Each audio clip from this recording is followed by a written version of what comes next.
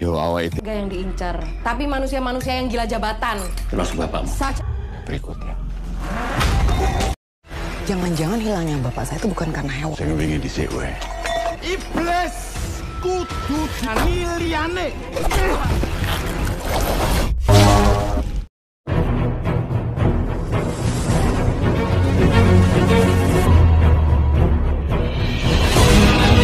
Di awal film, di sebuah pedesaan terdalam di tanah Jawa. Di pagi hari itu, dia adalah Tika yang masih tertidur.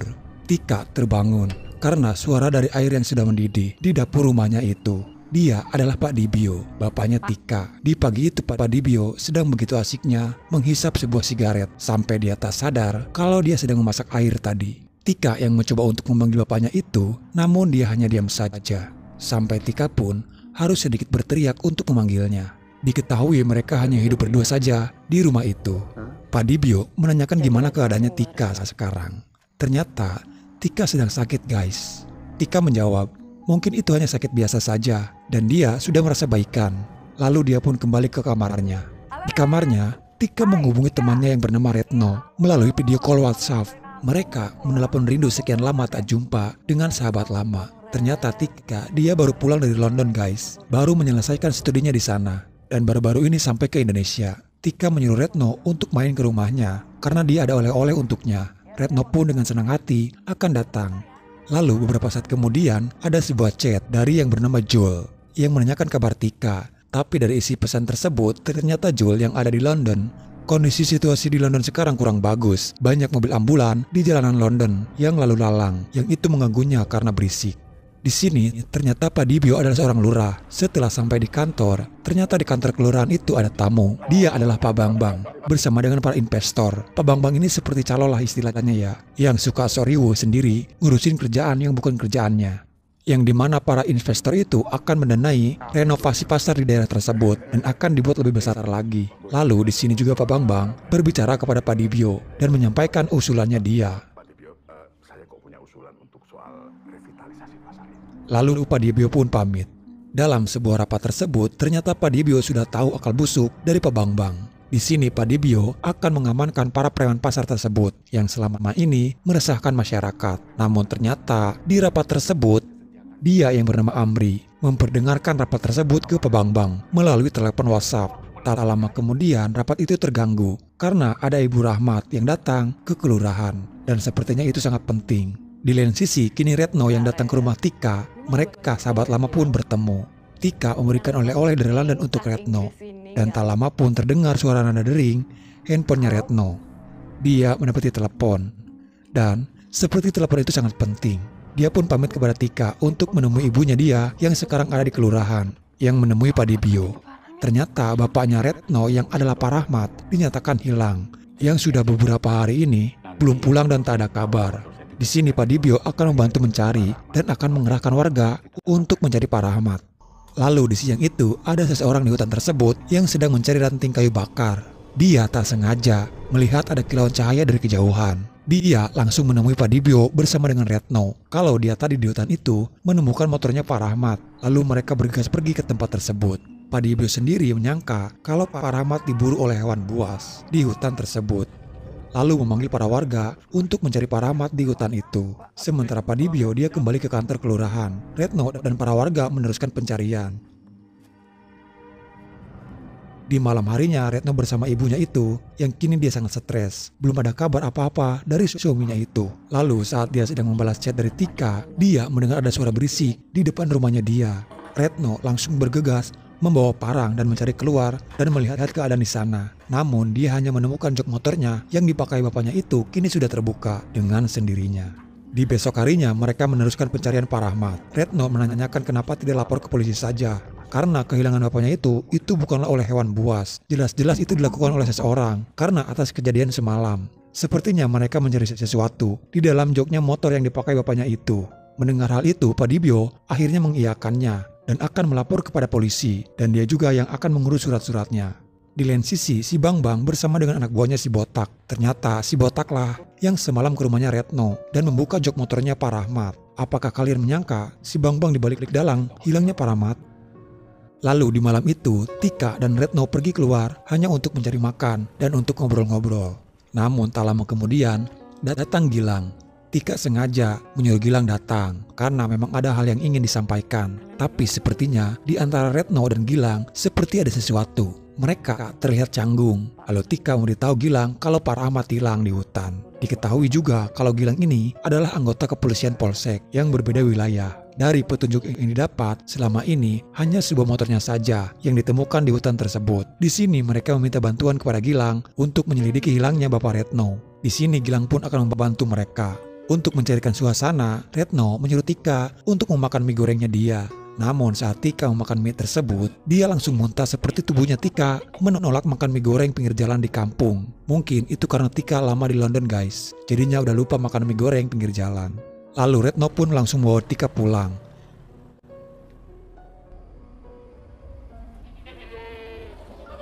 Di besok paginya, warga menemukan tiba-tiba ada seekor kambing milik warga yang sudah tewas. Lalu datang Gilang yang kini melihat dan menyelidiki tewasnya kambing tersebut. Pak Dibyo menyuruh warganya itu untuk membuat sebuah jebakan. Pak Dibyo sendiri masih menyangka itu adalah perbuatan hewan buas. Lalu beberapa warga membuat kurung jebakan itu dan menempatkan jebakan itu di beberapa titik. Dan warga juga menempatkan jebakan itu di rumahnya Pak Dibyo. Walaupun Pak Dibyo awalnya menolak, tapi warga demi keamanan kepala lurah sendiri berinisiatif akan membuat jebakan itu di belakang rumahnya Pak Dibyo. Dan di hari itu jebakan selesai dan dipasang di beberapa titik termasuk di rumahnya Pak Dibyo. Di malam harinya, kini Tika yang kembali harus terbaring lemah. Pak Dibyo merawatnya dengan baik.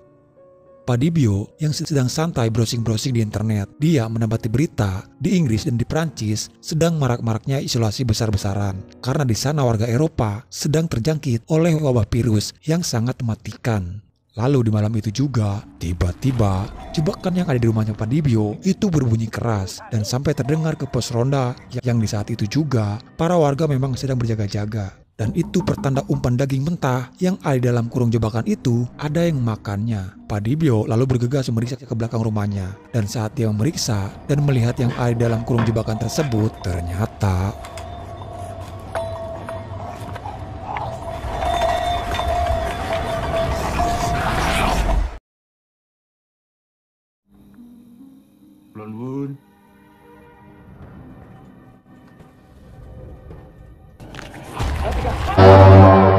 para warga yang mendengar jebakan itu berbunyi, mereka menghampiri jebakan itu yang ada di rumahnya Pak Dibyo. Namun saat mereka akan melihat jebakan itu, ternyata kini Pak Dibyo yang keluar dari arah jebakan tersebut dan membawa kelonengan yang ada di jebakan itu. Ternyata Pak Dibyo hanya menemukan kelonengannya itu yang terputus. Dan kurungan yang adalah jebakannya itu jatuh dengan sendirinya. Karena sudah dirasa aman, para warga pun kembali ke pos ronda.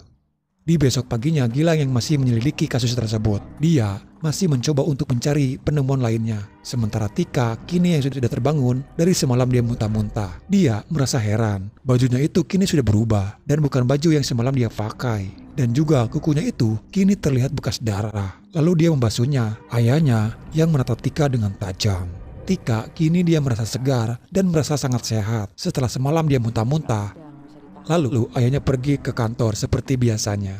Scene berpindah kepada si Bambang dengan si Botak. Di sini ternyata rencana mereka untuk ikut dalam perencanaan pembangunan pasar tidak akan mendapatkan tempat karena usul dari si Bambang ke investor tidak disetujui. Diceritakan awalnya si Bambang menitipkan sesuatu ke Pak Rahmat yang di sini belum terungkap. Titipan apa itu yang dititipkan ke Pak Rahmat? Asune dan sing asu meneh hingga asunya kebangetan.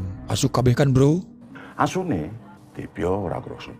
Sing asu meneh, sing asu banget. Asu kabeh to. Asu kabeh nek. Di lain sisi, kini anehnya rumahnya Pak Dibyo itu dikunci dari luar dan itu mengurung Tika dari dalam yang membuat Tika tidak bisa keluar rumah. Lalu dia pun menelepon ayahnya itu. Tika pun nekat mendobrak pintu rumah tersebut. Pak Dibyo yang khawatir, dia bergegas pulang. Dan benar saja, Tika sudah tidak ada di rumah. Pak Dibyo menemukan Tika sedang berada di dalam kurung jebakan itu. Itu kenapa gudangnya kok digembok? Itu Di sini seperti ada yang disembunyikan oleh Pak Dibyo di dalam gudang tersebut. Tika yang penasaran mencoba mendekatinya.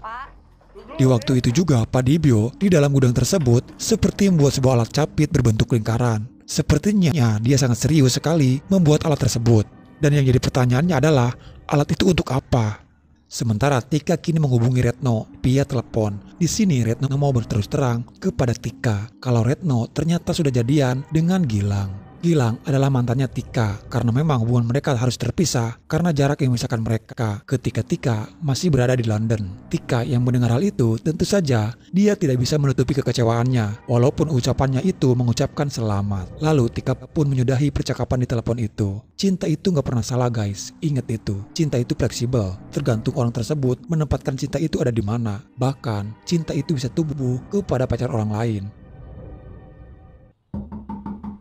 Di malam itu, Pak Dibyo yang baru pulang dari kantor, dia mendengar ada suara-suara di dalam gudang. Dia langsung bergegas menghampirinya. Dan ternyata itu Tika yang sedang menggali tanah di dalam gudang tersebut. Tika melihat ada sebuah tubuh seseorang dikubur di dalam gudang itu. Lalu di sini terungkap guys, kalau yang membunuhnya itu adalah Tika sendiri. Di malam itu, yang terkena kurung jebakan itu adalah Tika yang berubah menjadi zombie. Di waktu bersamaan datang Pak Tejo yang bermaksud menolong Tika. Namun ternyata Tika yang berubah menjadi zombie, Tika menyerang Tejo lalu memakannya.